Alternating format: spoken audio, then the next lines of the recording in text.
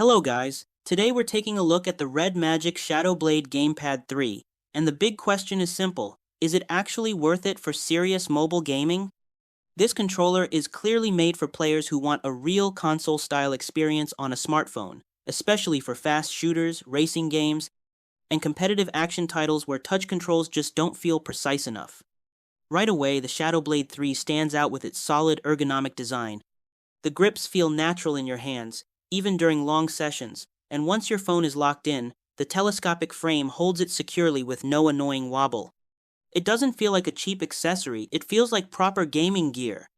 The biggest highlight is the button and stick quality.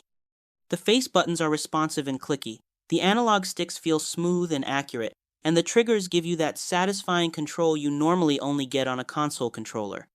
In fast-paced FPS games, that precision can make a huge difference. Setup is mostly plug-and-play, and compatibility across Android titles is strong, especially for games with native controller support. Latency is also impressively low, so inputs feel instant instead of delayed.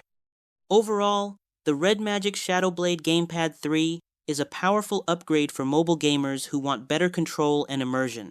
Thanks for watching, and I'll see you in the next one.